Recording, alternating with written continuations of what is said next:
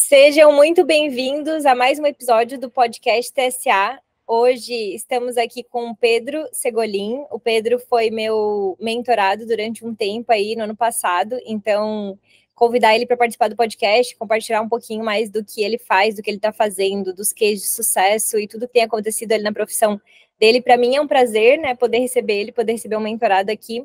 Hoje ele está na Squalo Investimentos, um escritório do BTG. Primeiramente, queria te agradecer, Pedro, por ter aceitado o convite. Não, obrigado, Ana, que isso, é sempre bom estar podendo compartilhar aí, e sou muito grato a tudo que eu aprendi com você também. Perfeito.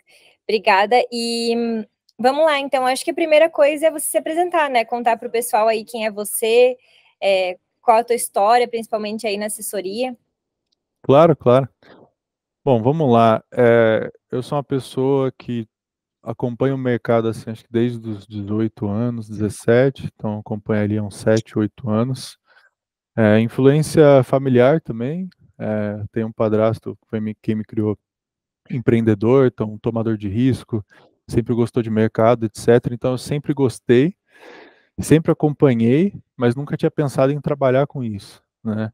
Então na época, lá, 4 anos depois, eu atuava como advogado, e depois disso eu comecei a perceber, dentro da empresa que eu trabalhava, que tinha uma área de contabilidade, de análise de crédito ali, que o pessoal meio que ficava vendo o balanço de empresa, que seriam as obras que a empresa ia fazer e tinha que olhar o risco dos tomadores, e eu sempre tive essa facilidade, gostava desse ambiente mais financeiro.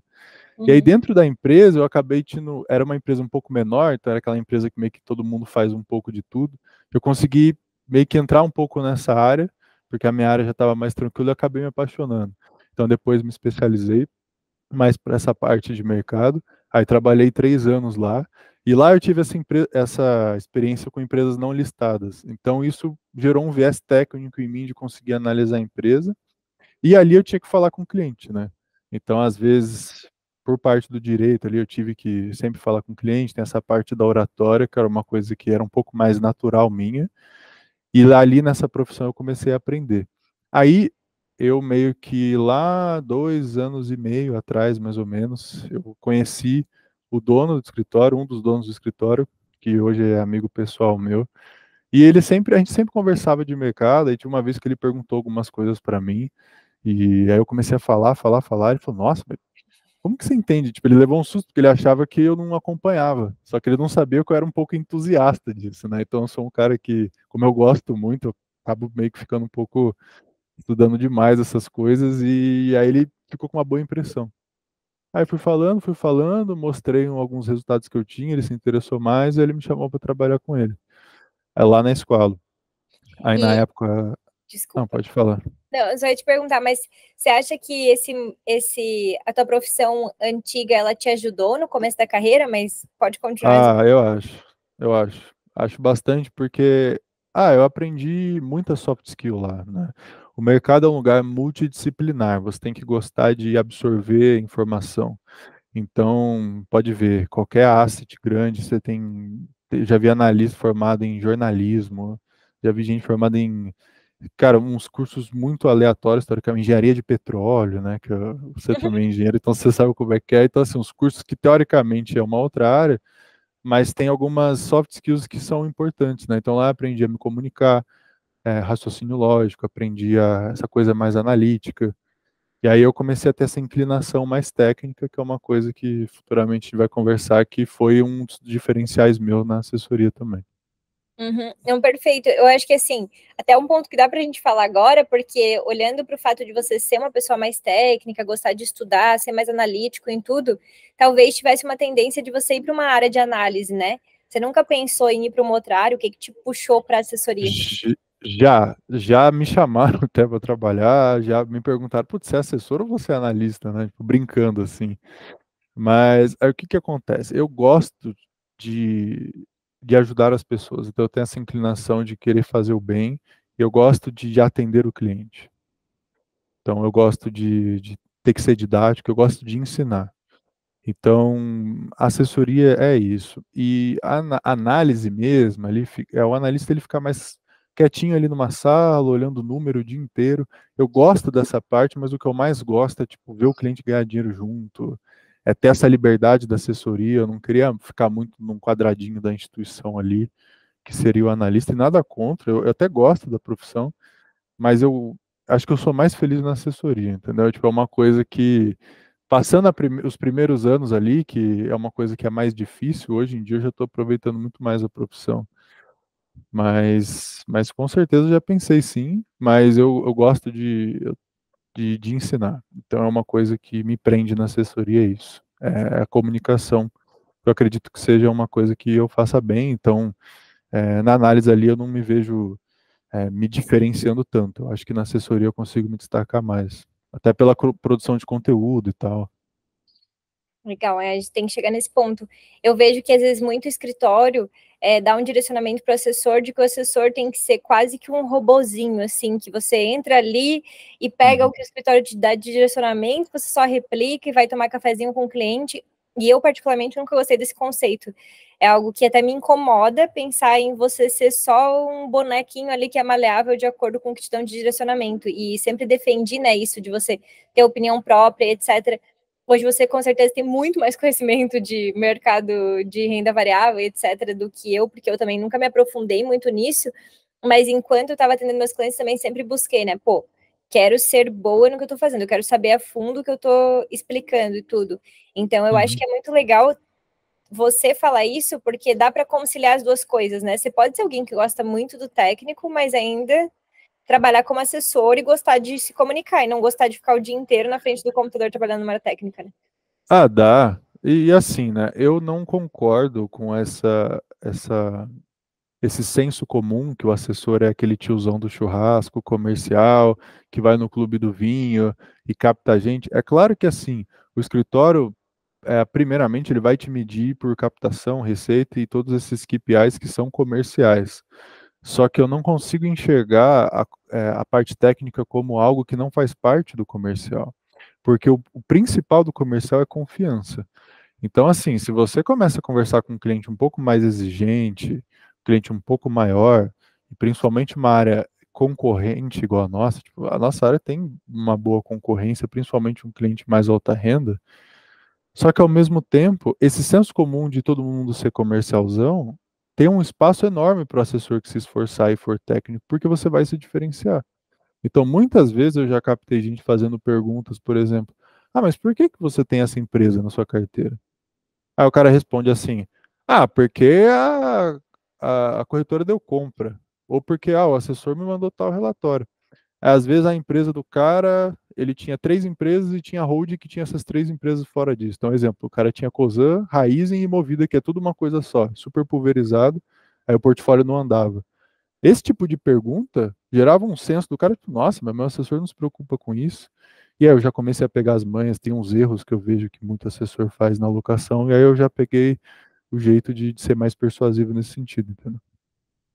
E você tocou em dois pontos que fazem muito sentido, que é ter conhecimento técnico para captar clientes de alta renda. Então, Isso. hoje até o ticket médio da tua carteira, não sei se ticket médio, né? Mas eu sei que você tem alguns clientes hoje de patrimônios maiores, né? E, e eu tenho muito assessor que às vezes chega e me pergunta, pô, Ana, mas eu, para captar cliente de alta renda, como que eu faço para me diferenciar, né? Então, acho que essa é uma das respostas. E agora eu até queria te perguntar sobre isso. Quando você está fazendo uma reunião com um cliente, que você vê que ele tem um potencial maior e ele já tem assessor, é conversando mesmo que você vai descobrindo esses pontos? Ou você vai perguntando para ele antes de trazer uma solução? Como que você costuma conduzir, né, para chegar a, tá, esse ponto aqui eu consigo gerar valor para ele? Porque às vezes um cara de alta renda já é bem atendido, né? Então, Uhum. às vezes é difícil você encontrar esse ponto. Não sei se você consegue lembrar de algum case ou, não sei, pensar de maneira mais geral sobre isso. Eu consigo porque, assim, é, o primeiro ponto é o assessor ele não ter medo ou não ter um preconceito de que o cliente de 5 de 10 milhões ele é bem atendido. Porque às vezes ele acha que aí não é. E a gente tende a achar, porque às vezes a gente tende a olhar as pessoas que têm 5 10 milhões como pessoas muito em níveis altos, mas não existe isso, porque você faz todo dia, você olha o mercado todo dia. Então, o cara que não trabalha com isso, ele não vai conseguir ter esse diferencial de tempo porque você está acompanhando. Então, você sempre pode bater no tempo. Tipo, um dos melhores clientes meus são médicos. Por quê? Porque o cara pode ser inteligente, às vezes médico tem um ego meio inflado, acha que é tipo o cara assim e tal, não precisa de atendimento e tal, e quando você vai ver, o cara não tem tempo para acompanhar nada, ele não consegue acompanhar a carteira dele, e ele acha que é bem atendido e não é.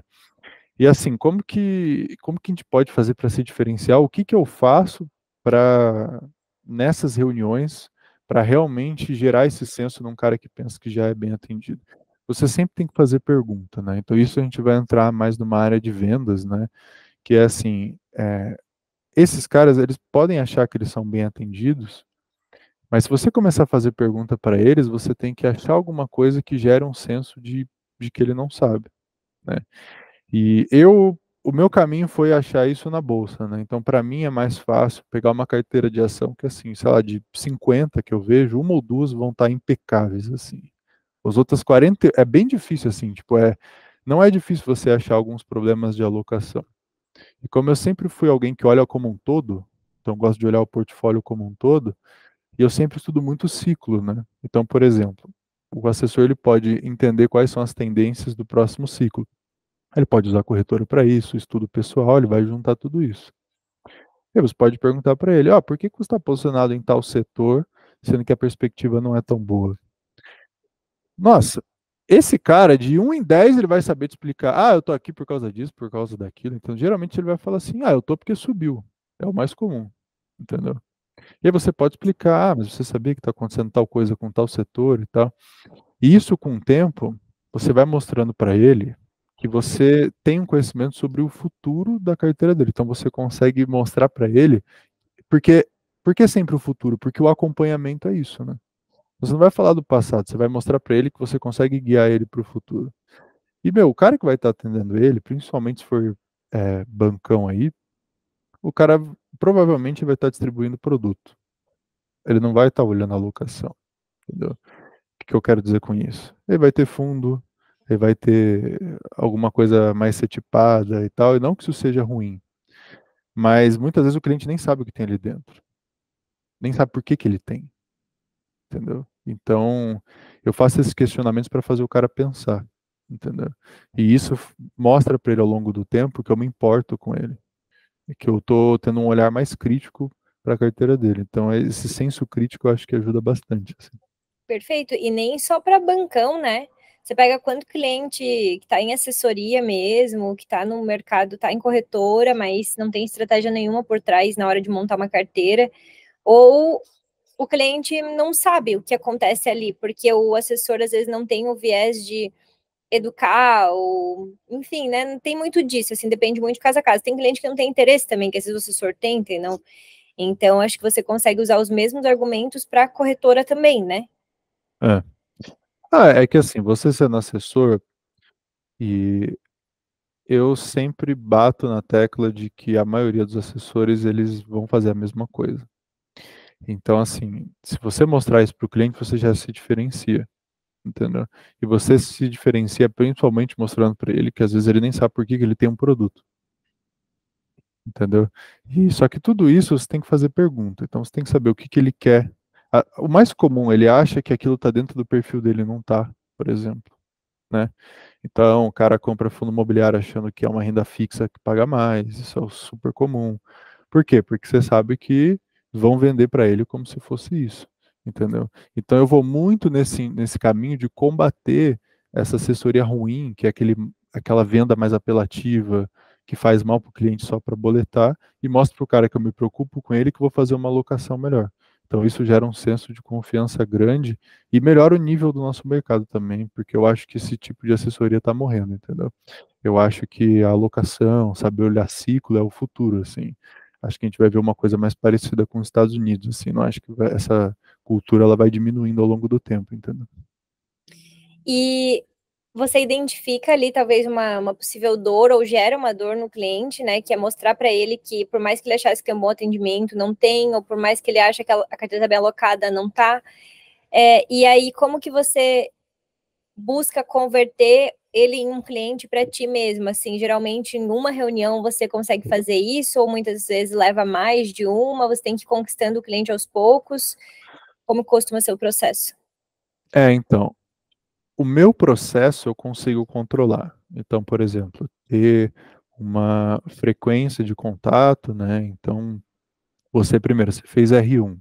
É difícil na primeira reunião dar certo. Geralmente você faz a primeira reunião, aí você consegue o portfólio do cara, e aí na segunda reunião você passa uma análise ou um ponto de vista crítico. Nessa segunda reunião é onde eu me destaco, porque ali eu vou ter esse senso crítico de portfólio, de ciclo, que eu acho que é uma coisa que poucos assessores enxergam bem, que é você pegar, por exemplo, a análise da corretora, o que você está estudando também, juntar tudo isso numa linguagem que ele entenda e que ele entenda por que que gera valor para ele, né? Então esse é o primeiro passo. Geralmente na segunda reunião, a minha taxa de conversão é bem alta, se chega até lá. O difícil é você fazer a primeira e fazer o cara parar para te ouvir, né? Mas assim, nesse caso seria isso. Então, primeiro é gerar valor nessa segunda reunião. Agora, se é na primeira ou se é depois de 3 meses, isso não tem como saber. Isso é uma coisa que eu queria falar para todo assessor que estiver escutando isso também. Cara, tem um cliente que eu fiz um cold call, a pessoa me disse não, aí 4 meses depois a pessoa me chamou, aí queria fazer esse TVM, porque entubaram ela lá numa corretora que eu não vou falar o nome, aí ela disse não de novo, aí hoje ela está fazendo um crédito grande comigo, então assim, a nossa profissão ela não é linear, e a nossa expectativa também não pode ser linear. Ou seja, vai ter cliente que na primeira reunião vai converter, o outro na segunda. Só que tem cliente que daqui 3 meses, daqui 6 meses vai ter. Por isso que você tem que organizar muito bem os leads para vocês sempre revisitando, mesmo que as pessoas tenham falado não, mas você vai revisitando de 1 mês, em 3 meses, em 6 meses, porque as pessoas têm o próprio ritmo delas, né? Nós mesmos, às vezes a gente tem que resolver uma coisa, por exemplo, tem que fazer uma coisa no meu carro, ou tem que fazer alguma coisa na minha casa, e às vezes você enrola 6 meses para fazer, ou para chamar a pessoa que vai fazer aquilo. Então as pessoas têm o ritmo delas. E às vezes para o assessor ele tem essa ansiedade de fazer logo, mas às vezes para o cliente é uma terceira, quarta coisa na lista dele que ele tem que fazer.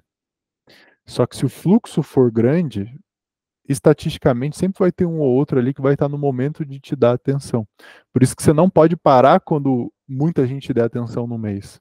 Porque você tem que sempre fazer essa roda da prospecção ficar girando, entendeu?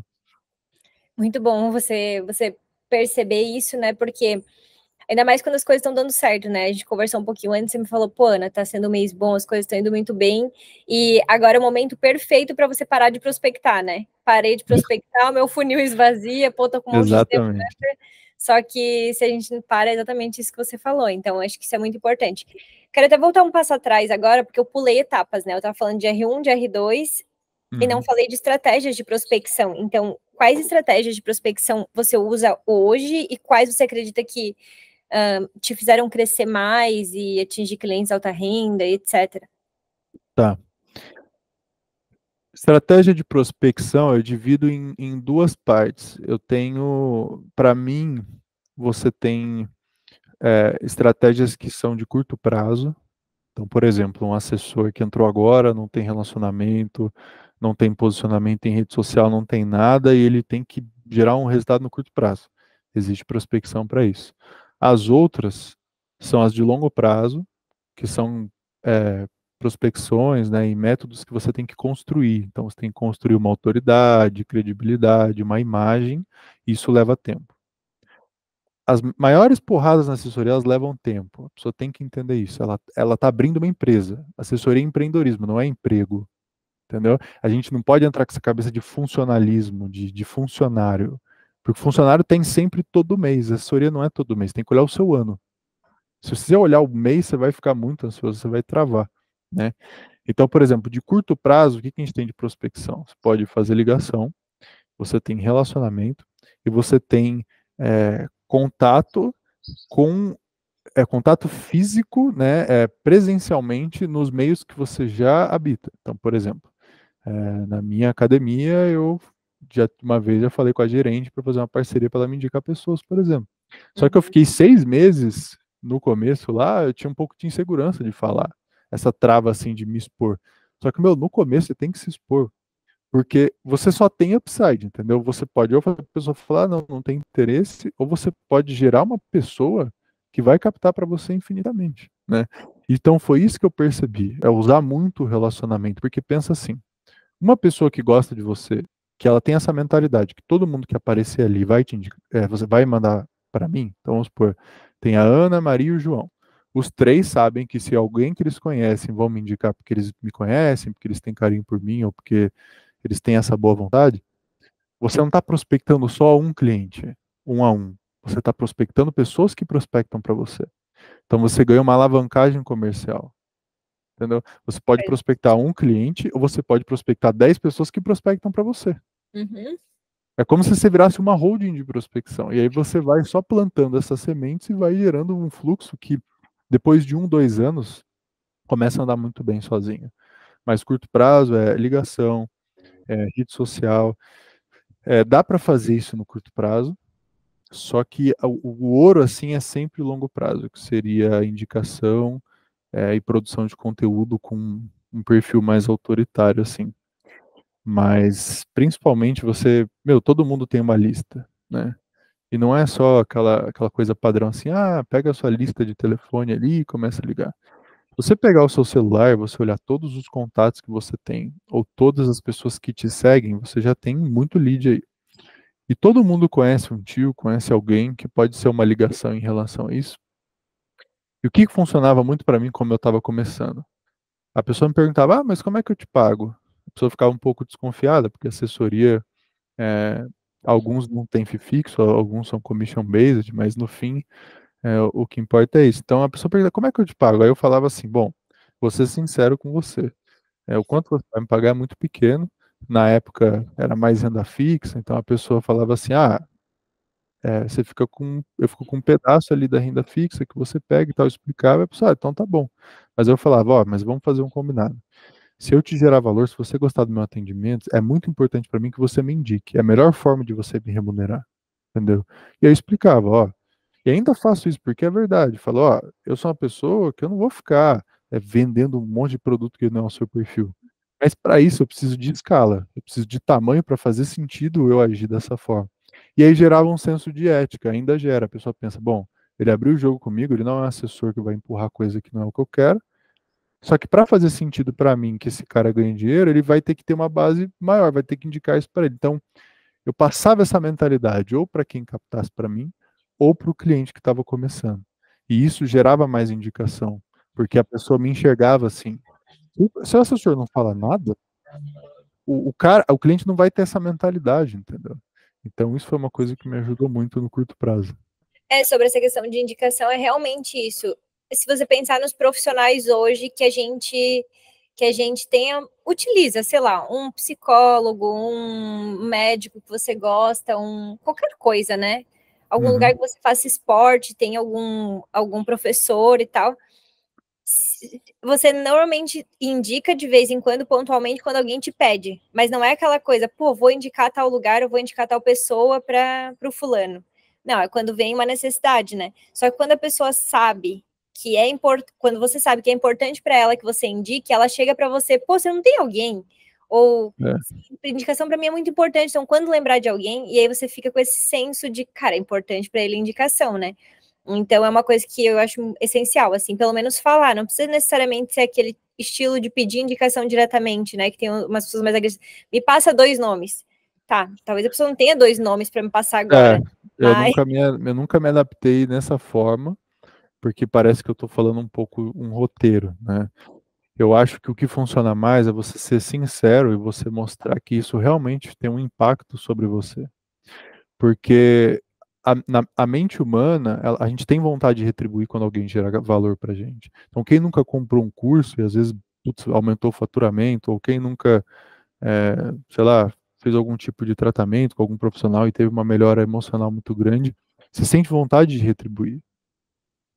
E o assessor tem que entender isso. Se você gerar valor, e se você gerar esse senso de honestidade, de verdade, as pessoas vão retribuir, porque o ser humano funciona assim, entendeu? Só que é uma coisa que você tem que ficar repetindo, repetindo, repetindo. Então, o assessor ele tem que ter reserva de emergência, porque no começo ele tem que acumular essas sementes que ele está plantando para depois de 6 meses, 1 ano começar a aparecer.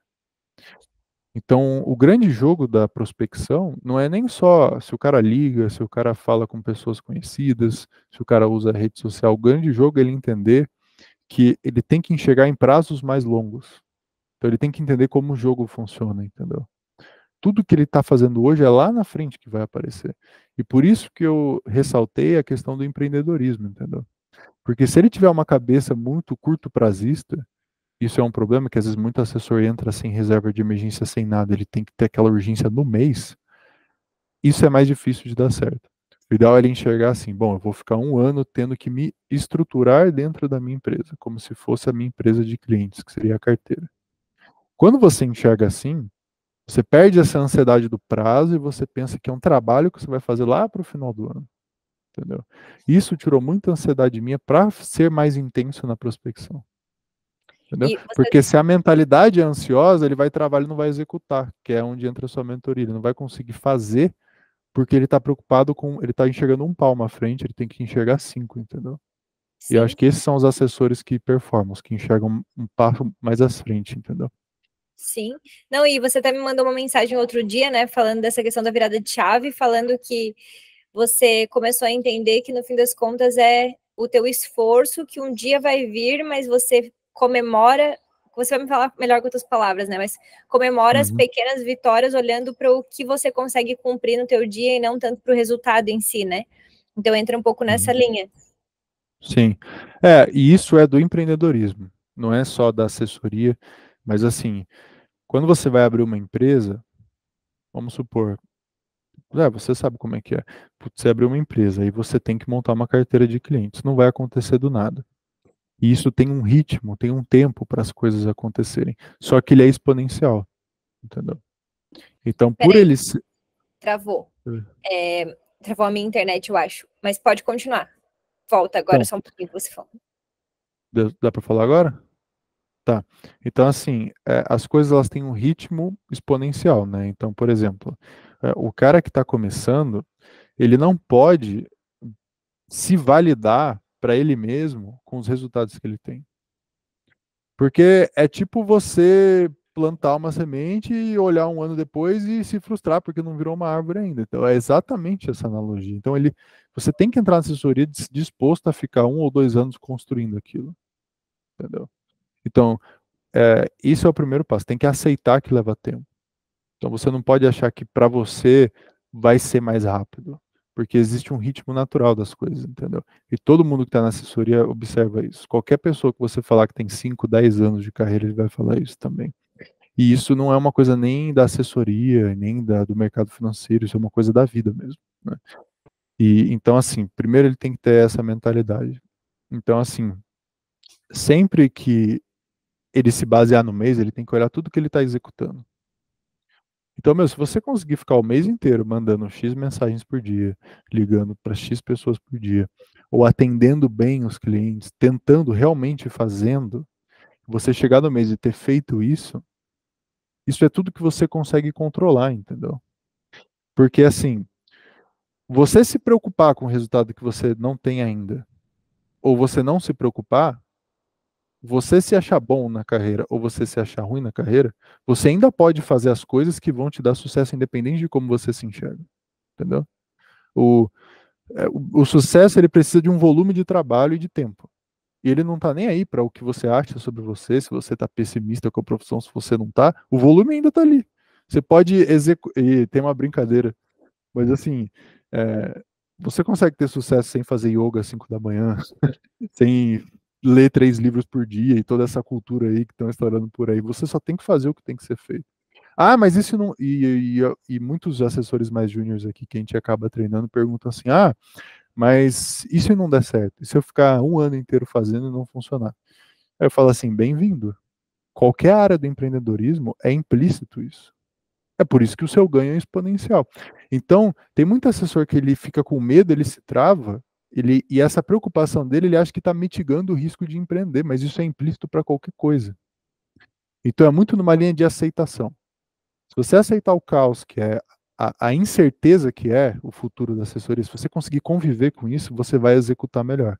E se você aprende a conviver com isso e executa melhor, você já está na frente de 90% dos assessores. Porque 90% vai morrer no primeiro ano, porque eles não têm uma boa relação com a incerteza, e eles não conseguem acertar que leva 1, 2 anos para começar a engrenar. E Eu esse é acho, o diferencial. Esse é o diferencial que ninguém tem. Não é o cara que fala melhor, na minha visão, não é o cara que sabe mais de mercado. Eu acho que é o cara que tem o melhor relacionamento com a pressão emocional que o empreendedorismo tem. Entendeu? Porque É, faz ele executar melhor. faz todo sentido. No fim, o que acontece, eu acho também, é que tem muita gente entrando agora na assessoria que não teve tempo para absorver o que a assessoria é de verdade. E é muito bom ouvir de você que está aí, está crescendo, está formando tua carteira. Tá me ouvindo? Tô? Travou um pouquinho. Você dizer isso porque você, quando você entende esse jogo e tem alguém ali que está no começo, né? A pessoa entende esse jogo, você começa a absorver isso e internalizar, que às vezes leva um tempo para você entender. Pronto, é isso que você precisa para dizer, não, cara, vai dar certo como assessor. Só que às Uhum. vezes a gente está lá no começo de carreira e vendem assessoria como um negócio muito mágico, que as Isso. coisas têm Isso é foda. uma força para dar certo, vai ser rápido ou que vai ser diferente. Não vendem o que assessoria é mesmo, né? E, cara, assessoria é sim, é resiliência, é você viver no risco sempre. E para sempre a gente vai Exato. ter várias características de empreendedor. Por exemplo, nos últimos anos, eu não tirei férias, nem até hoje, né? Eu continuo sendo empreendedora e eu não sei o que é tirar férias. Eu nunca tive uma semana que eu disse, cara, larguei 100% a minha base e dei para alguém aqui atender. Não existe. Porque eu assumi naquele momento que eu era a dona, a minha carteira era meu negócio, né? Então, minha carteira, Exato. cara, eu consigo vender minha carteira se eu quiser, eu consigo negociar, né? Óbvio que dentro de um certo Exato. critérios. Então, aquilo faz meu negócio. E um outro ponto, quando você entende que assessoria é empreender, você começa também a estar mais disposto a investir. Porque quando o Exato. dinheiro começa a entrar, você fala, cara, não, se eu tiver que fazer um evento, eu vou lá, faço o evento, tiro do meu bolso. Eu não fico pensando se o escritório vai pagar. Óbvio, se pagar melhor, que não precisa sair do meu bolso, né? Mas se eu precisar fazer, eu quiser fazer e vai ter retorno para mim, eu vou lá e faço, eu tiro do meu bolso e não dói, sabe? Porque eu tô investindo no negócio. Então, acho que É, mudar a mentalidade é uma coisa que transforma a tua carreira no longo prazo, né? No médio prazo, no muito, curto prazo. muito. E a assessoria, se você aprender a conviver com isso, você vai ter um treinamento para a vida absurdo. Você vai ser um profissional bom em qualquer lugar. E o seu cliente vai sentir isso em você. Entendeu? Porque o seu cliente vai precisar de você quando ele estiver ansioso, quando o mercado estiver ruim, entendeu? E ali sim você vai fidelizar muito ele. Porque você tem que construir uma mentalidade em si mesmo, e essa mentalidade você vai passar para o cliente. Essa serenidade, essa calma, essa fé nas coisas. Porque investimento tem muita fé também. Tem momentos que você não enxerga nada, vai ter um pessimismo tão grande. Só que o cliente vai pensar assim: ah, não, Pedro ele é mais lúcido, ele não vai se deixar levar por isso, ele vai me mostrar onde dá para ganhar dinheiro, onde dá para se proteger. Enquanto o gerente do banco dele vai estar oferecendo só a mesma coisa e não vai estar preocupado com ele, né? E então assim, é, essa parte da mentalidade é o essencial, né? E o que me ajudou muito foi estudar bastante o aspecto estatístico da assessoria. Nossa, isso me foi um livramento para mim. Por quê? A estatística ela não está nem aí para o que você acha. Ou seja, ah, eu sou ruim tecnicamente em ligar. Meu, ao invés de você ligar para 50 pessoas e converter um, você vai ter que ligar para 200. Mas a estatística ainda existe. Então, tem muito assessor que eu vejo que reclama assim: ah, eu não tenho sorte na profissão e o fulano teve sorte. Ah, e o assessor que começou fez um cold call, captou um cara de 10 milhões e eu não consegui ninguém. Existe essa aleatoriedade, né, na profissão, mas se a sua execução for constante, você vai tendo algumas estatísticas boas. E eu vi isso na pele, entendeu? Já teve cara que eu mandei uma mensagem no começo super mal feita, quando eu não sabia fazer. É um dos meus melhores clientes, que deixa as maiores receitas para mim. Até hoje eu sou amigo dele. E minha prospecção era ruim no começo. Foi um pouco de sorte que eu tive. E já tive alguns azares também, já perdi alguns clientes por dar azar com algum investimento, alguma coisa assim, ou, enfim, de pegar o cara no momento errado, ter acabado de fechar com outra pessoa, etc. Mas você tem que saber reconhecer essas pequenas sortes que você tem, que é o que no mercado a gente chama de cisne negro, entendeu? E o cisne negro não dá só na bolsa. Você tem um cisne negro na assessoria. Então você vai perceber, vai ter um ou dois clientes ali que vai ser um pouco fora do que você estava acostumado. Esses clientes, você tem que colocar numa prioridade. É isso que eu fiz. Então, meu, esses caras são meu cisne negro. Esses caras eu gero muito valor para eles. E no começo era até de graça, entendeu? Muito. Descobri o que o cara queria, pegava uma ação que ele se interessava, dissecava aquilo, trazia coisa para ele que eu sabia que ia gastar tempo, entendeu? Isso daí foi muito bom, porque na vida e no empreendedorismo você vai dar algumas porradas grandes, seja de relacionamento ou de dinheiro, e o que você faz com isso é muito determinante. Isso vai acontecer. Se você não é bom, se você não é treinado, se você tem pouca experiência, vai ter que executar mais. Mas a estatística existe ainda. Você vai pegar uma pessoa que acabou de sofrer alguma coisa com o atendimento dele e não está satisfeito. Entendeu? Se você pegar 10 mil pessoas, vai ter um bolo de pessoas ali que qualquer assessor que chegar, ela vai querer ouvir porque ela está insatisfeita. E isso não depende de você. Isso é estatístico. Quando eu entendi isso, eu parei de levar para minha autoestima assim, o não que eu tomava. Eu só enxerguei assim, ah, não, eu preciso contatar 100 pessoas. O não importa porque eu tô olhando o número. Eu não tô olhando, eu não tô idealizando, ah, eu quero esse que dê certo, eu quero que não esse. Eu comecei a enxergar de uma forma mais fria. Uhum. Eu deslanchei. Porque eu perdi o medo e comecei a executar muito, entendeu? E é até bom porque você para de contar, às vezes, com aquela boleta mágica que surge de vez em quando e que a gente acha que vai ser a virada de jogo.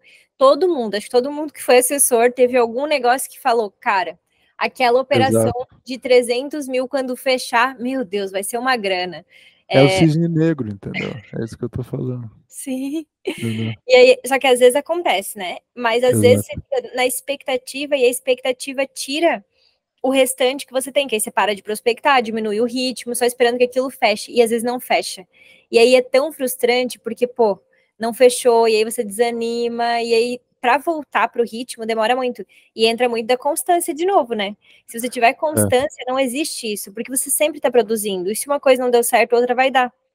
Tem até uma É, assessora que, desculpa, só para concluir, que ela foi minha mentorada também durante um tempo, e ela, um tempo depois, um ano depois que a gente se encontrou, ela me falou, Ana, eu acho que só agora eu percebi que é isso, que para mim é constância, porque antes eu ficava contando com algumas boletas e às vezes não via, me frustrava, desanimava, me animava.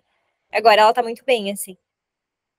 exatamente. E assim, quem nunca, por exemplo, idealizou muito um prospect, tipo, nossa, esse cara vai ser uma super captação, e aí não dá certo. E um cara que às vezes você achava que não era um lead tão grande, te começa a te indicar e vira aquele prospect que gosta de te indicar e tal, e te surpreende. Então, a sua capacidade de saber quem é o melhor lead, ela é muito limitada, porque tem muita informação que ela não está ao seu alcance. Por isso que você tem que olhar as coisas de uma forma todos igual, entendeu? A não ser que você tenha um filtro, sei lá, de tamanho de cliente. Aí você vai partir desse filtro para cima. Mas principalmente no começo também, meu, todos os prospects você tem que fazer a mesma coisa, entendeu? E um que parece que é bom, não necessariamente ele é melhor que o outro, se você não conhece ele tão bem ainda. E no mês bom você tem que continuar fazendo. E no mês ruim você tem que fazer ainda mais, entendeu? E aí você identifica quais clientes têm um potencial um pouco maior depois que começar a aparecer mais. E nesses caras você tem que perguntar coisas específicas que ele gostaria de saber e que vão tomar muito tempo dele, ou que vai ser algo complexo e você tem que gastar o seu tempo. Eu gastava até fora do horário de trabalho. A gente não tem horário de trabalho, mas tipo assim, um horário que eu não estaria habituado e tirava aquele tempo para fazer aquilo e mostrar para o cara que eu gerei valor para ele. Você consegue me dar alguns exemplos de algumas coisas que você fez diferente para o cliente? Sei que muitas, no teu caso, envolve estudar sobre ações, sobre o mercado, alguma coisa nesse sentido. Uhum. Mas você consegue dar alguns exemplos? Claro. É, eu escrevo uma newsletter, né? Eu tenho uma revista que eu falo sobre ciclo, eu falo sobre meus pontos de vista sobre o mercado também. E um dos meus melhores clientes, ele é super independente. É, eu tinha uma dificuldade de gerar uma autoridade de conhecimento, porque às vezes ele, sei lá, tinha o dobro do meu tempo de mercado, eu já me via como uma pessoa mais nova. Mas o que aconteceu? Ele sempre me perguntava sobre ciclo. Então, por exemplo, e o setor de petróleo, por exemplo? Só que essas coisas, para você responder uma pergunta dessa, tem que pesquisar muito, né? Só que hoje você não precisa ser nenhum gênio, você só precisa saber achar informação de qualidade, seja da corretora que você está, que já tem muita coisa, ou saber pesquisar. Eu tenho a sorte de ter facilidade com línguas, então eu sou fluente em inglês. Então eu consumo muito conteúdo em inglês e eu traduzo e trago mastigado para os clientes. Isso eu acho que é um diferencial meu. quem conseguir fazer isso também ajuda muito, porque a informação que tem em inglês é muito superior ao que tem aqui, né? Então, o cliente tem um interesse em algum assunto. Isso você pode perguntar. Às vezes, seu cliente é um empresário que ele quer investir em imóveis. Só que o assessor normal, ele vai pensar assim, não tem nada para boletar imóvel, eu não vou ajudar ele. Esse é o assessor que não vai ganhar indicação, não vai ganhar dinheiro. Porque ele está pensando nele. Tem que pensar no próximo, você não pode pensar em você. Você tem que esquecer você, entendeu? Bom, o cara quer investir em imóvel. Vai procurar informação sobre o setor. Eu sei que a gente não tem nada para oferecer aqui, mas aqui no setor eu vi que tem essa tendência tal, eu vi que essas incorporadoras aqui estão saindo bem. Pega um release de uma empresa incorporadora e vê o que eles estão falando do ciclo, por exemplo. As empresas da Bolsa têm muita informação sobre o ciclo, que às vezes é o setor daquele empresário. E manda para ele. Aí ele vai olhar e fala, nossa, de onde veio essa informação? Não, resolvi sintetizar para você aqui porque eu achei que fazia sentido. Aí o cara vai sentir o quê? O Pedro fez isso para mim, não vai ganhar nada com isso, porque não tem produto para fazer isso. Só que isso vai ficando na cabeça dele. Toda vez que ele fala com você, ele recebe valor. Toda vez que ele fala com você, ele recebe como se fosse um presente. Mas tecnicamente ele tem alguns disparos de dopamina de estar se reunindo com você. E isso faz com que ele questione menos a hora de te indicar, entendeu? E aí entra um outro ponto, e voltando um pouco que a gente falou, que a gente tem que investir no comercial, igual você falou, quando o dinheiro entra, que é o quê? Pega esses clientes que você gera valor, que faz sentido, vai almoçar com o cara, né? Paga para ele, ou se não quiser, se não der, se for um lugar muito caro, mas leva ele num lugar, porque pessoalmente, eu não sei explicar direito, mas a pessoa se abre mais, ele fala da mulher, ele fala do tio, que também tem conta, e você consegue ir perguntando para ele, e você consegue muito mais indicação. E você gera uma proximidade, você vira amigo dele. Então ele vai pensar duas vezes antes de sacar de você, então você vai diminuir o churn também. E é assim que você começa a cultivar bons relacionamentos. Só que para você fazer isso, você tem que estar disposto a não ganhar nada no curto prazo e gerar valor para o cara, e ao mesmo tempo não pensar em você. Você tem que pensar mais nele. É meio contraditório, mas você ganha mais se você pensar mais nele. Se você pensar muito em você, você faz uma ou duas boletas, o dinheiro está aplicado e acabou. Aí você tem que ficar fazendo aquela boleta todo mês, que é onde a maioria dos assessores estão. Entendeu? Para o curto prazo faz mais sentido você pensar em você, mas se você está olhando para uma carreira de longo prazo, nunca vai fazer sentido, né? Você pensar em você primeiro. Mas pensa assim, a assessoria no curto prazo já não faz muito sentido. Sim, claro. Porque o cara que está muito desesperado no curto prazo, ele já está errado. Que é aquele cara que não tem reserva, que ele acha que ele vai ser um assessor em 6 meses, vai estar com uma carteira enorme fazendo um monte de receita. Por que que ele está errado? Porque ele está desalinhado com o empreendedorismo. Por isso que é tão importante a mentalidade. Se ele tiver a mentalidade, ele vai ter essa paciência e essa fé de que em 6 meses, um ano, tendo essas atitudes, assessoria é atitude pura, entendeu? E a atitude, e o principal de tudo é o quê? A capacidade de postergar gratificação. Eu estou postergando uma pancada hoje, ou seja, eu não vou entubar o cara, não vou fazer nada que é ruim para ele hoje, mas eu estou cultivando o meu relacionamento. Só que esse sacrifício você só consegue se você organizar a sua vida a ponto de não precisar tanto no começo. E igual você falou, o marketing às vezes convence o assessor de que ele não precisa dessa organização inicial, que ele vai chegar já, que ele já vai estar ganhando 20 mil por mês e tal. Isso eu acho que é uma coisa bem errada, assim, e infelizmente acontece com muita gente também. Sim. Mas na verdade, geralmente a pessoa entra e alguém explica para ela que não é assim, né? E aí demora para absorver. Então, acho que é muito bom você estar falando sobre tudo isso. E até voltando para um outro ponto que eu queria que você falasse um pouquinho, que é sobre a parte de prospecção pelo Twitter. Você já sabe, né, que eu quero falar sobre esse assunto. Mas Claro, claro. eu acho um assunto muito legal e diferente, assim. E não tem a ver, eu acho que só com o Twitter, sabe? Mas uma coisa que você falou é criar conteúdo de qualidade. Eu acho que serve para qualquer outra rede, né? Muita gente tem Exato. vontade de começar a criar conteúdo no Instagram, por exemplo. Só que não compra o negócio de criar conteúdo de verdade. A pessoa não se dedica para aquilo. E é só mais um ali fazendo os postzinhos mais ou menos que a gente vê e fala, tipo, mais do mesmo, né? Não tem a essência da pessoa ou o que ela quer transmitir de verdade, porque a pessoa nem sabe o que ela quer transmitir de verdade, né? E você acabou crescendo muito e captando muito através do Twitter, mas não pelo Twitter e pela rede em si, mas por criar conteúdo e pelo conteúdo que você faz. Então, enfim, conte um pouco mais para o pessoal sobre isso. O que eles precisam entender é que existe uma economia nova, que é a economia digital. Então, o mundo dos criadores é uma nova economia, entendeu? Se você parar para reparar, todo dia você vai abrir, vai ter um anúncio, vai ter alguém vendendo um curso e tal. E isso não está parando por aqui. E todo mundo acha que está saturado.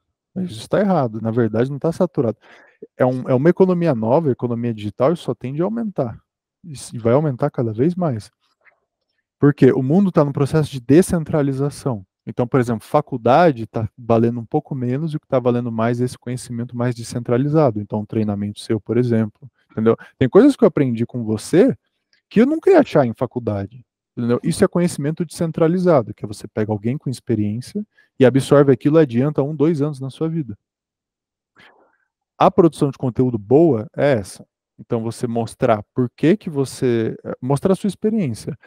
Eu acabei de entrar na assessoria, não tem experiência. Então, você não vai falar de tempo, você vai falar o quanto você faz todos os dias. Então, você vai falar da sua rotina. Entendeu? Porque o cara vai ver, meu, o moleque tá 8 horas ali fazendo aquilo que eu não consigo fazer, por exemplo. Aí nisso, você já gera um senso que você consegue gerar valor, porque você vai ter um diferencial que você trabalha com isso. Isso os seus clientes não vão ter, entendeu? Então, essa é uma coisa mais fácil para o assessor. E a produção de conteúdo dentro dessa economia nova, ela tem uma estrutura. Então, eu gastei tempo e dinheiro para aprender a produzir conteúdo. Então, você tem que aprender a ter uma fala persuasiva. Só que persuasão não é algo ruim. Persuasão, se você induzir alguém a fazer algo ruim, é ruim. Mas se você persuade a pessoa para mostrar para ela que ela tem um problema, que ela não sabe que ela tem, essa é a persuasão boa que eu aprendi a ter. Então a pessoa, ela não pode só olhar outros perfis e falar, eu vou aqui falar de LCA, porque é o que tem na minha assessoria. Aí eu vou falar de, entendeu? Essa coisa eu não acredito que funciona muito. Eu acho que você tem que ter uma estrutura de produção de conteúdo, né? Então, por exemplo, o título do que você produz, as primeiras 5 palavras, se for um conteúdo escrito, ela é mais importante que todo o resto. E nenhum assessor para pensar nisso. Isso aqui eu estou entregando ouro, porque assim, hoje, se você parar para pensar, o Instagram, que é um formato que você faz bastante, os primeiros 5 segundos do vídeo é onde você decide se você vai rolar para cima ou se você vai continuar vendo.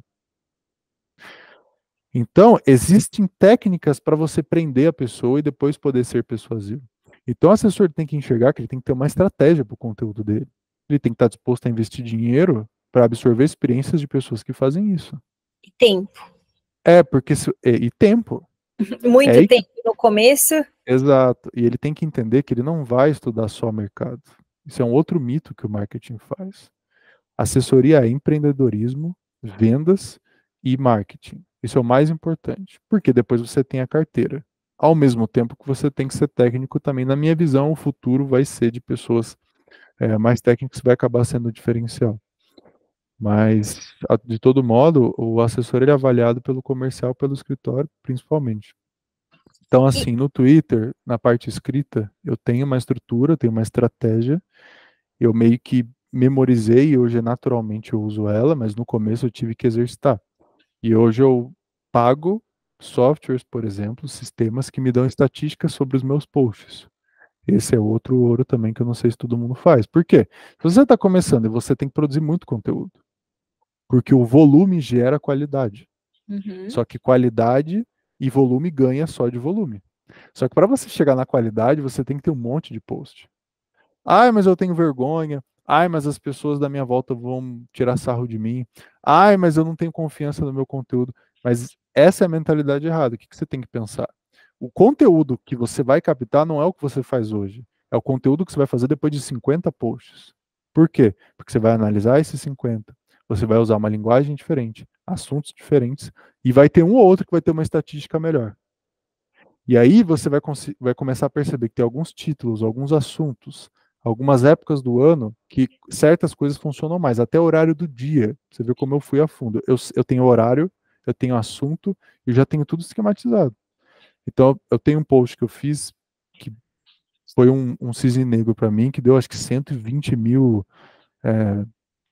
visualizações e compartilhamentos. Foi uma coisa muito absurda pro número de Uhum. seguidor que eu tinha. E por que isso? Porque eu acertei, eu entendi qual que era uma dessas métricas que funcionava melhor. E agora eu fico repetindo, repetindo, repetindo, repetindo isso, entendeu? E se parar para observar, né, olha o quanto de energia você está gastando nisso, porque primeiro para Ah, produzir, muito, muito. e produzir muito, e depois Exato. parar, analisar e tudo, é quase que é em conjunto, né, mas é quase que uma segunda profissão. Eu lembro que quando eu comecei a criar conteúdo, foi no Instagram, e é sempre no Instagram, né, minha rede mais forte, que eu tenho mais afinidade. Uhum. Eu tinha que gravar vídeos e tudo, e fazer os postzinhos no Canva, que eu fazia muito no Canva, né, porque era até mais forte, né, esses posts com cara de designer, hoje em dia não usam mais tanto.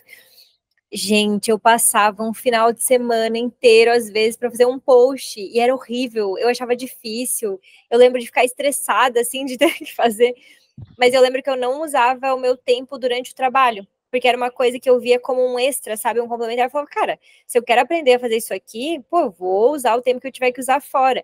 Então, eu Uhum. também, voltando para o lado do empreendedorismo, eu nunca me importei de usar as horas fora do horário de trabalho, né, entre aspas, para algo que fosse me ajudar no futuro. Então, é uma construção, né, que tudo vai envolvendo aquilo. Mas é difícil no começo, o ponto é insistir mesmo. Ah, com certeza. Mas assim, tem que esquecer essa coisa de horário de trabalho. Você tem que ter esse bom senso para você não se estressar e entrar num burnout muito absurdo, se você for uma pessoa extrema. Só que eu sou um pouco suspeito para falar porque eu gosto muito do que eu faço. E escrever, eu me considero uma pessoa criativa. E eu sempre tenho muitas ideias. E essa é uma outra dica também, que é uma coisa que acontece muito. Ah, eu tenho bloqueio criativo. Isso é muito comum. O assessor falar, ou qualquer um que produz conteúdo. Hoje você está o tempo inteiro se entretendo e, tipo, bloqueando a sua mente de ter ideias. E para você ver, para eu produzir conteúdo bem, eu tive que estudar neuropsicologia, porque eu tive que entender como eu faço para ter momentos de criatividade. E eu entendi, e isso qualquer um pode perceber, porque é só você fazer que vai acontecer, que é o quê? Se você vivenciar mais o tédio, você vai ter mais ideias. Porque tem uma rede no seu cérebro, eu não sou profissional da saúde, mas isso eu posso afirmar, porque a minha Deixar mãe o é profissional, convite. a minha mãe é profissional de saúde, então por isso que eu aprendi bastante, que é o seguinte, quando você não está pensando em nada, que é como uma pessoa, tô tomando banho, por exemplo, e você às vezes tem ideias. Por que você tem ideia? Porque tem uma rede que chama rede modo padrão. Essa rede são conexões que seu cérebro faz quando você não está pensando ou entretido em alguma coisa. Se você está vendo televisão, você está na rede social, você está bloqueando essa parte, porque você está focando em alguma coisa. Então você tem que ter momentos que você não está entretido. Só que só isso não vale. Você tem que ter um objetivo de produção de conteúdo definido. Porque se tiver essa mentalidade, por exemplo, essa semana meu post vai ser de, sei lá, o que está acontecendo com a Vale? Ou saindo um pouco de bolsa, essa regulamentação nova nas LCIs e LCAs. Quando você for tomar café da manhã, em vez de você ficar lá na rede social e comendo e se entretendo o tempo inteiro, não olha nada e tenha um pouco de tédio. Só que você tem que ter essa mentalidade que você vai produzir aquele conteúdo. Qualquer informação que aparecer, a sua conexão vai meio que ser direcionada para esse objetivo e você tem ideias, pelo menos para mim foi assim. Só que eu precisei ter esses momentos que eu não estou entretido com alguma coisa. E isso está escasso hoje em dia. Faz muito sentido. Totalmente. Só que É, funciona. Tipo, funciona. não é uma coisa tipo minha opinião, entendeu? Funciona muito. Pode ver que as suas ideias, quando você tem, são nesses momentos, entendeu? Não, com certeza. Uma coisa que acontece às vezes também, que eu imagino que muito assessor e pessoas normais, não é nem assessor, é qualquer pessoa. A gente tem as redes sociais e é muito fácil você ficar ali rolando a tela. Eu acho que é a coisa mais Exato. fácil que existe você ficar entretido ali passando tempo. Uma hora olhando o Instagram, olhando o Twitter, para quem gosta, outra rede social, cara, passa voando. E eu comecei a entender isso, que aquelas horas que eu passava ali, elas muitas vezes eu não saía me sentindo muito bem porque não me gerava muito valor. Eu saía sentindo que, sabe, não sei, para mim até às vezes me causava ansiedade ficar muito tempo na frente do celular. E, Causa, causa. e aí o que eu comecei a fazer? Parar de olhar. Eu literalmente sou uma pessoa que trabalho com Instagram, eu vivo muito da minha renda vem do Instagram, e eu uso o Instagram basicamente quando eu vou entrar e postar alguma coisa. Ou, por exemplo, eu quero pegar alguma referência, que no Instagram você pega muita referência nesse sentido, né? Referência de formato, de conteúdo, etc.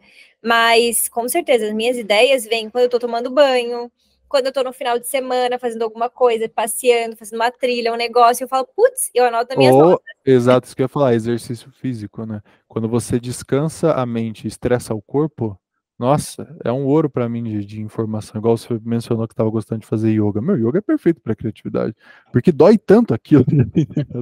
Tipo, no começo é tão difícil de Sofrido mesmo. fazer que você não vai conseguir pensar nos boletos que tem para pagar, nas coisas da sua empresa, porque você vai estar focando ali. Só que isso abre espaço para você ter ideias.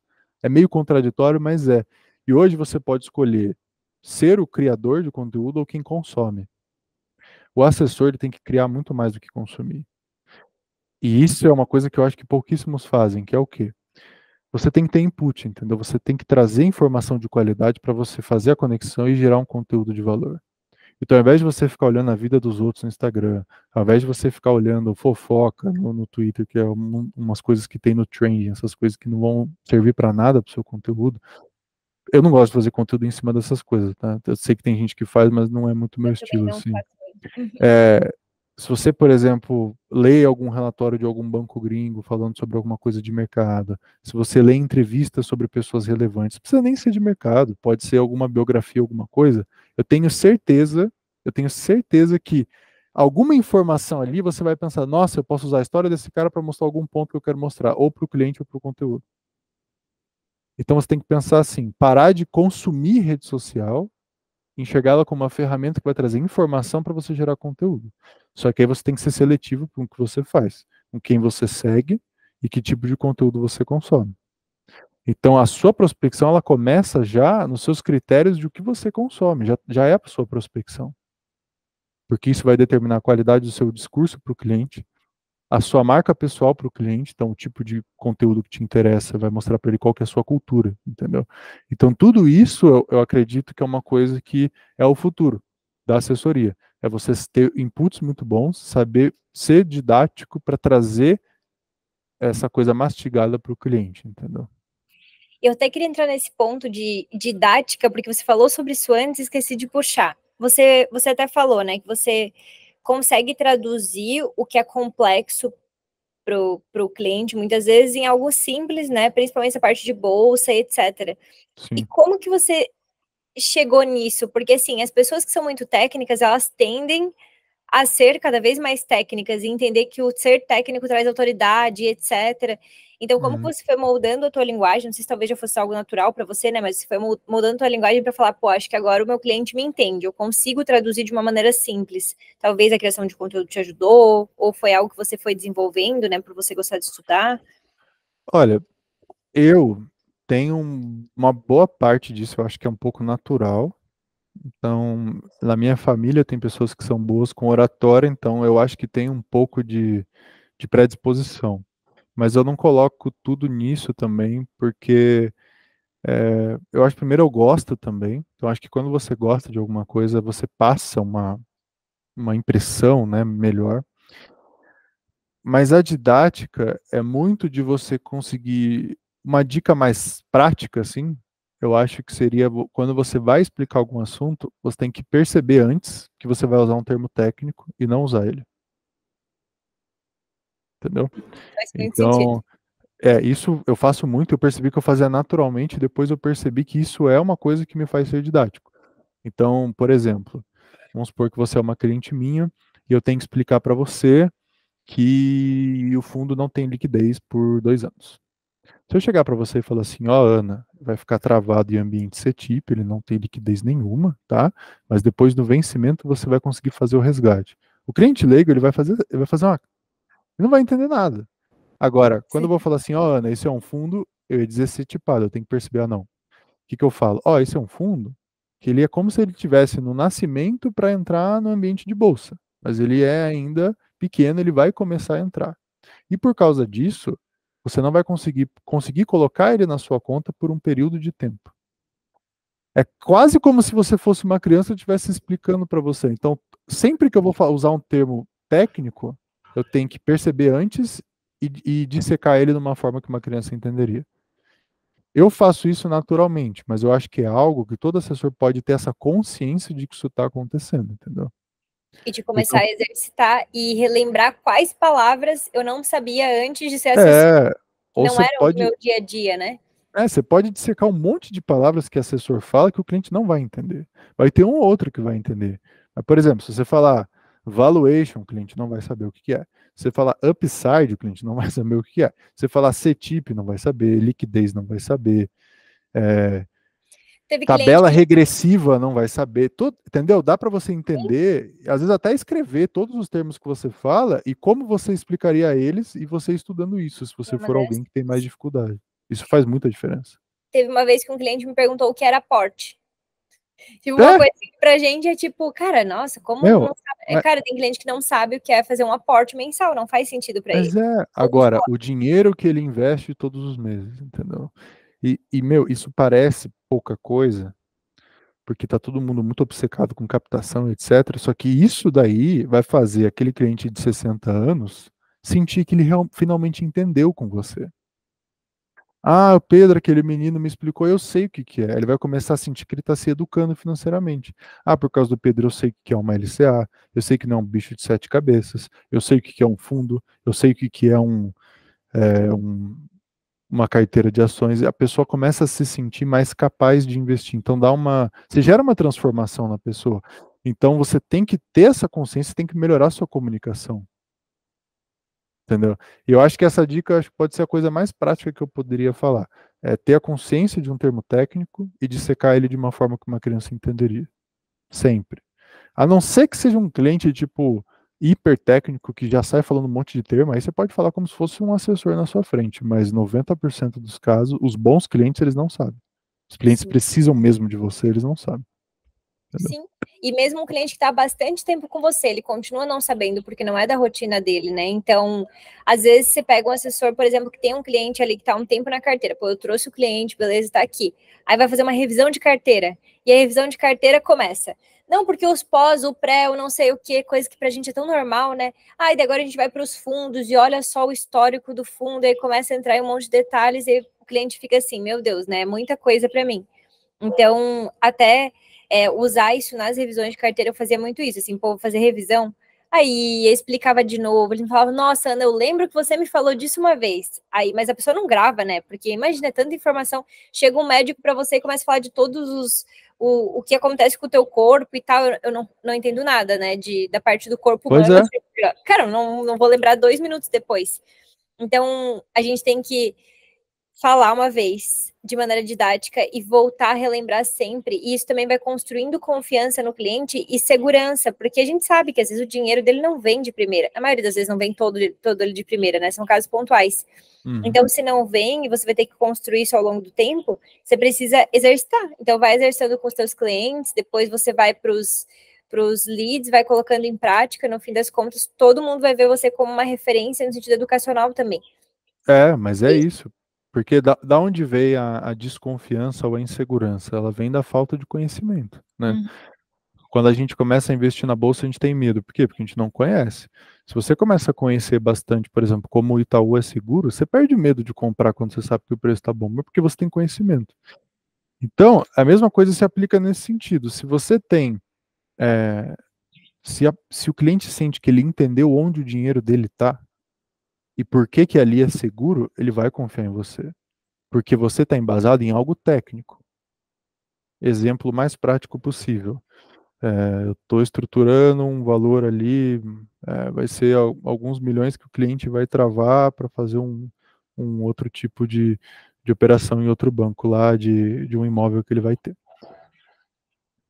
Suporto que esse seja o exemplo. Se eu explicar para ele e ele entender que se ele não exceder o FGC, ele está protegido, por exemplo, ele não precisa confiar em mim, por exemplo, no que o Pedro está fazendo, porque ele vai saber olhar tecnicamente aquilo, por que aquilo é seguro, entendeu? Então, independente de quem eu seja, se você tiver 50 mil num CDB que vence ano que vem, você não vai exceder, entendeu? Agora, se você explica de uma forma mais ou menos, ele vai ficar inseguro, ele pode começar a desconfiar de você. Ele vai pensar, por que ele não me explicou direito? Será que ele está ganhando alguma coisa com isso? Entendeu? Então, isso ajuda muito. Então, gerar esse senso de entendimento do cliente vai fazer ele confiar em você, entendeu? Principalmente se você não é um cara que tem, sei lá, 10 anos de carreira, por exemplo, você tem que conseguir gerar essa sensação na pessoa, entendeu? Imagina que é a sua avó que não entende nada na sua frente, entendeu? Imagina que é essa pessoa, você tem que pegar na mão dela, ensinar exatamente isso, cara. Sim, já É é difícil exatamente isso. pessoas tirarem o dinheiro dela de onde elas estão. Agora, para uma coisa que elas não conhecem, por que pirâmide dá tão certo, né? Pô, eles chegam para ti e falam, cara, 2% ao mês é sem risco, não tem chance de perder teu dinheiro, te paga todo mês. Eu, cara, eu entendi, é Ô, 2% Ana, ao mês. eu vou te dizer que, assim, o- já percebeu que os bons criadores de conteúdo, os criadores que você, por exemplo, todo mundo tem uma ou duas pessoas que você adora ver tudo que a pessoa fala, que ela já tem credibilidade, você já gosta muito. Você se identifica com o lifestyle daquela pessoa, por exemplo. Os bons criadores de conteúdo, eles ficam dentro da sua mente, entendeu? Eles fazem parte da sua vida. Então, por exemplo, eu sigo pessoas que fazem exercício físico. E elas me ensinaram muita coisa. Então, alguns profissionais da área, etc.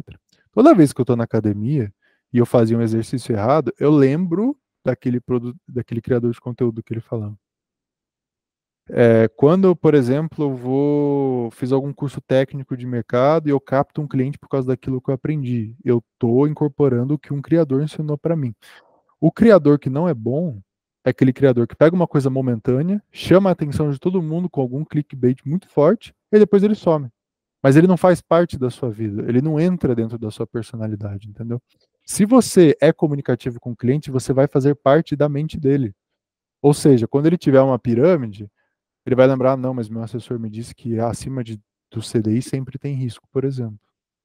Ele vai começar a tomar melhores decisões na vida dele e ele vai saber que é você ali, entendeu?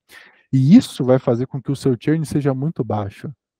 Porque como você faz parte da tomada de decisão dele, você educou ele tão bem que você virou um criador que faz parte da vida dele, você está dentro da mente dele, é muito mais difícil ele chegar para um outro assessor e ir lá porque a LCA está com 1% a mais no outro banco, entendeu? E ali você gera um vínculo muito mais profundo com o cliente. Então, acho que aí, indo mais a fundo, acho que tem os Sim, benefícios do impacto da comunicação, entendeu? sim, com certeza. Não, muito, muito bom. Bom, Pedro, acho que a gente já está chegando, nem sei em quanto tempo, não lembro que hora a gente começou, mas eu chuto 1 hora e pouco. E para a gente não estender muito, até queria te fazer a última pergunta, né? Eu acho que tem muito assessor que me acompanha, principalmente assessores que estão começando na carreira, tem alguns assessores que também já estão há um tempo aí e às vezes se sentem estagnados na profissão ou não encontram motivação, né? Porque às vezes passa por uma fase difícil, etc. Então, queria ver se você tem alguma dica, enfim, alguma mensagem mesmo para deixar para quem está assistindo a gente. Tá. Ó, assim, primeiro eu queria dizer que eu entendo você, assessor. Então, assim, esse sentimento de não saber como vai ser o próximo mês, essa sensação de que você não sabe de onde você vai tirar a captação, que você às vezes acha que não vai ter ninguém que vai se interessar pelo que você faz, tudo isso no começo faz parte. É exatamente assim que você deveria se sentir. Você escolheu um caminho de empreendedorismo. Então, o que está acontecendo? Na realidade, está encontrando a sua expectativa. Você já sabia que era um caminho que ia ser mais difícil. A única coisa que está acontecendo é o esperado. Esse é o esperado de todo mundo que vai abrir uma empresa. Então, você tem que entender que isso é normal. Isso não é só você, isso não é vinculado a você, entendeu? Então, primeiro é isso é normal. O segundo é mentalidade. Você tem que entender assim, ó, eu vou fazer todos os dias, vou me comprometer a fazer algumas tarefas. Isso, com o seu curso, a pessoa consegue aprender muito melhor também a organizar tudo isso, que foi onde você me ajudou nessa parte.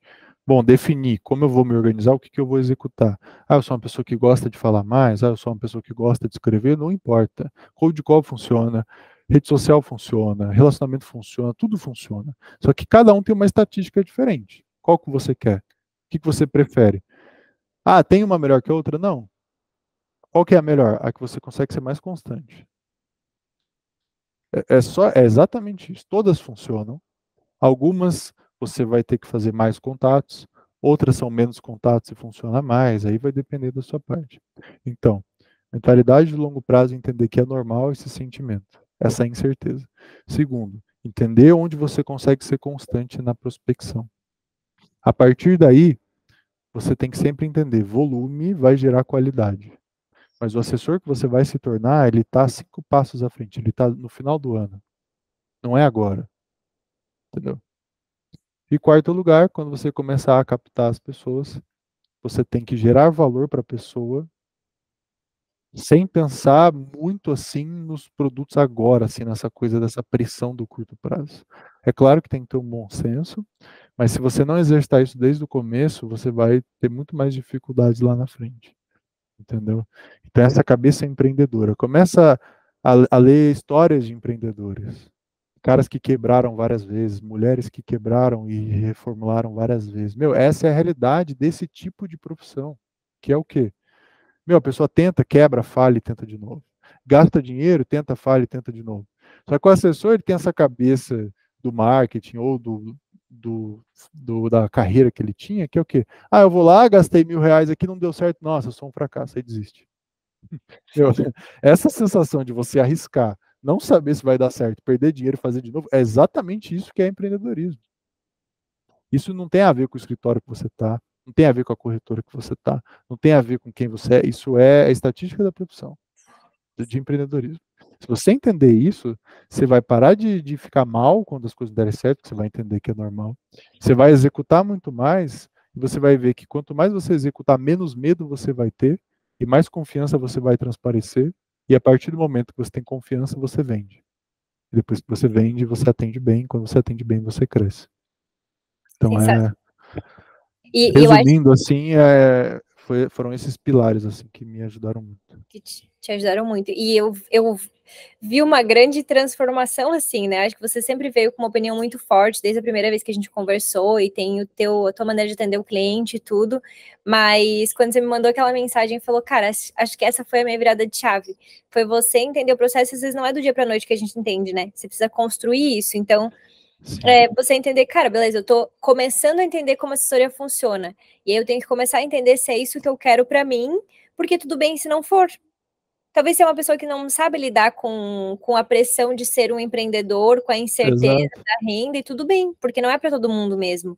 Mas é melhor que você descubra, às vezes, no começo, do que você ficar lutando contra uma coisa ali que não é o que você se sente bem, né? Aprender a conviver com o desconforto, com a incerteza. Mas é um jogo de volume, tá? A pessoa tem que entender isso. Se você é mais inseguro, se você não tem resultado, provavelmente você nem está executando muito. Acho difícil, é difícil achar um assessor que executa demais e não tem resultado nenhum. Uhum. Geralmente é o cara que executou 1, 2 meses e desistiu. Uhum. Geralmente. Porque eu confio na estatística, eu vi ela acontecer comigo. Não me considero um cara de sorte na assessoria, ainda tem que ralar muito. Mas a estatística existe. É um jogo de volume. Se você está com medo, se você está ansioso, é só fazer mais que vai acontecer, entendeu? Não dá para deixar a ansiedade, essa sensação de dúvida, incerteza atrapalhar, porque às vezes a pessoa que está assim, aí ela não tem a motivação para colocar em prática, que é o que vai trazer o resultado. E aí deixa de atrapalhar e te atrasa, no fim das contas. Porque pensa assim, a sua mente ela quer te proteger. Se você fica ansioso, você vai ficar imóvel. Você não vai ter atitude. Entendeu? Então você fica com medo e o seu medo te paralisa e ele causa lá na frente o que você tem medo que vai acontecer. Então você tem medo de não captar. Se você ficar ansioso e não fazer nada, a chance de você não captar ninguém, ela fica muito maior. Se você mesmo ansioso, a questão não é não ficar ansioso, não ficar desanimado, a questão é agir mesmo sentindo essas coisas. Você vai sentir enquanto você faz, entendeu? Hoje eu tomo não, às vezes eu sinto desconforto. Só que eu aprendi a fazer porque eu acredito no processo. E quando você começar a acreditar no processo, aí não tem volta. E você tem fé em você, e você tem fé na estatística do volume das coisas que você está fazendo, entendeu? E no processo. No fim das contas é isso, é acreditar que o processo vai te trazer o resultado no futuro. Porque o processo não depende das suas crenças. Pode ser um cara super pessimista, só que o processo não tá nem para isso, porque a realidade ela não precisa da sua opinião, entendeu? E isso é muito libertador. É pensar mais friamente mesmo, né? Só que isso liberta, porque isso tira apego. Você não fica apegado na sua receita, você não fica apegado em mostrar para o escritório que você já está captando, você está... No seu próprio ego, muitas vezes. Entendeu? O sofrimento vem do apego, entendeu? Então, se você for ficar apegado a essa idealização de que, eu não posso tomar não, eu tenho que converter todo mundo, eu preciso me provar para mim, eu preciso me provar para o escritório, todo esse apego, essa necessidade, essa expectativa que faz mal. Se você ser mais frio, se você desapegar disso, entender que você vai executar, que tem certeza e que isso faz parte do jogo, isso pelo menos para mim tirou um peso enorme, entendeu? Muito grande mesmo. Perfeito. Muito obrigada pela participação, foi um prazer ter você aqui hoje. E é isso. Eu vou deixar teus contatos ali também. Tuas redes sociais não usam muito Instagram, né? Mas quem sabe teu Twitter para o pessoal te seguir. Claro. Obrigada mesmo, Pedro. Eu que agradeço, Ana. Agradeço muito pelo seu treinamento também, me ajudou demais. E fico feliz de estar participando aí. É isso, então. Tá bom, Muito obrigado. imagina.